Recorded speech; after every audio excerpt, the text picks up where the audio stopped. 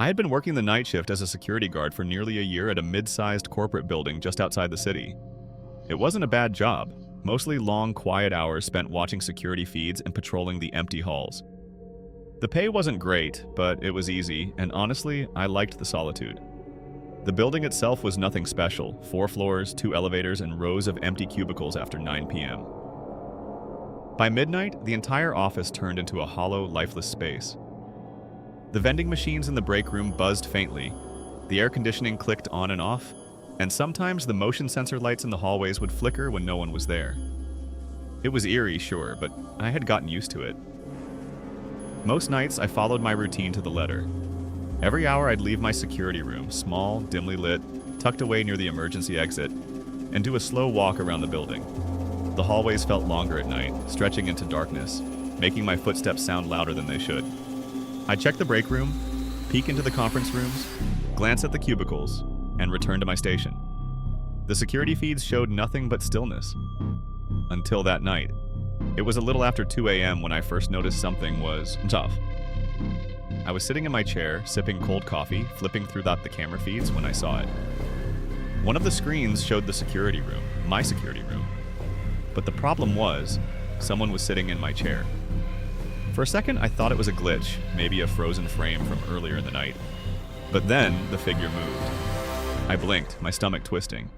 The man on the screen was sitting exactly where I was sitting, leaning slightly forward, staring at the monitors just like I was. He wasn't wearing a security uniform, though. His clothes were dark, almost blending into the shadows of the room. And his face...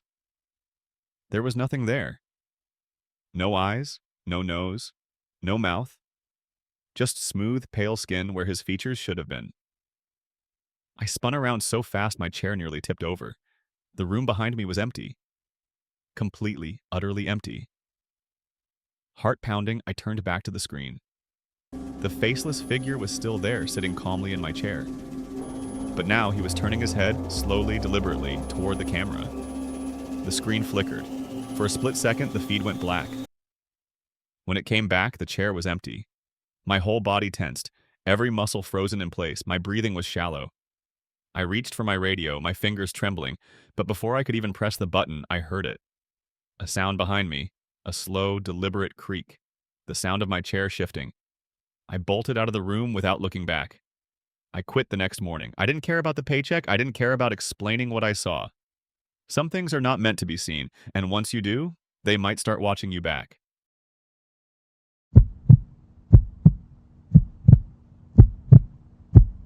I used to work the night shift at a 24-hour supermarket on the outskirts of town.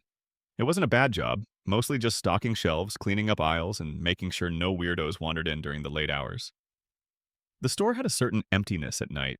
The overhead lights buzzed faintly, casting a pale glow over the linoleum floors. The automatic doors would slide open now and then, even when no one was there, making a soft whoosh sound that echoed through the aisles. It was unsettling, sure, but after a few weeks I got used to it. There was only one thing I never got used to: the storage room. It was a cramped, windowless space in the back of the store where we kept extra inventory. The air inside was thick, musty, and for some reason, always a little colder than the rest of the building.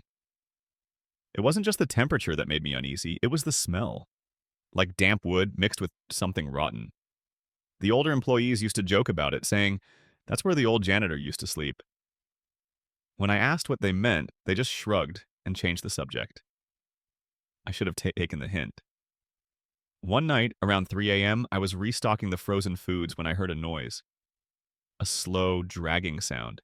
It was coming from the back of the store, I assumed it was my coworker, Daniel, moving boxes in the storage room, so I ignored it. But a few minutes later, I heard it again, closer this time. A long, heavy drag, followed by a soft thud. I grabbed my phone and turned on the flashlight, making my way to the back. The storage room door was slightly open. "Daniel?" I called out. No response. I pushed the door wider, the hinges letting out a low creak. The storage room was pitch dark. I shined my light inside. And that's when I saw him. A figure crouched in the far corner, motionless. He was wearing an old janitor's uniform, dusty, faded, like it had been untouched for years. His head was tilted downward, his face obscured by long, stringy hair. My stomach dropped. That uniform. It wasn't ours. The logo on the shirt was the old supermarket logo, the one they stopped using over a decade ago.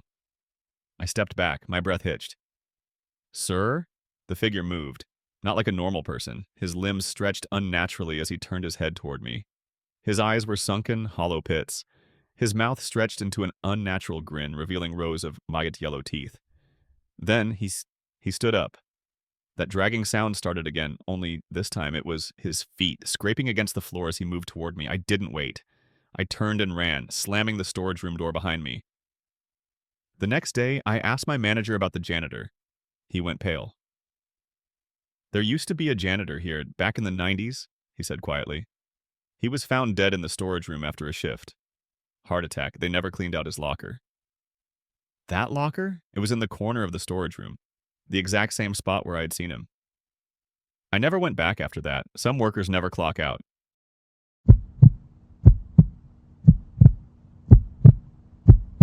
I work the night shift at a small gas station just off the highway. It's the kind of place where barely anyone stops after 2 a.m. except for truckers, drifters, and the occasional lost traveler. Most nights were uneventful. I'd listen to old radio broadcasts, sip on bad coffee, and count the hours until dawn. The gas station had a weird stillness at night.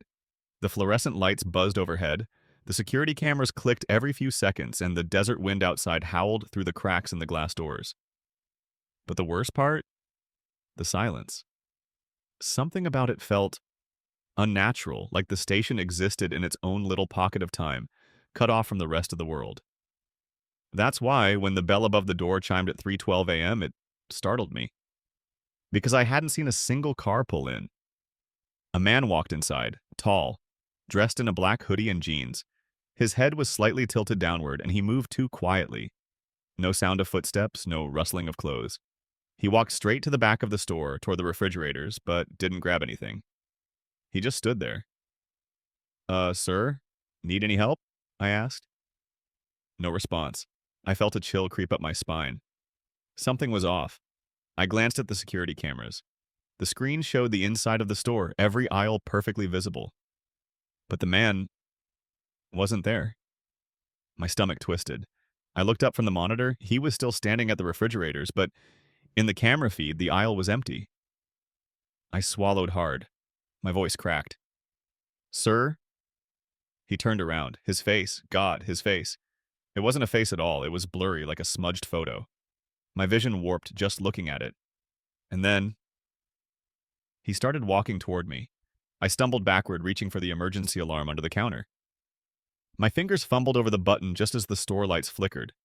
For a fraction of a second, everything went dark. And when the lights came back, the man was gone. The security footage confirmed it.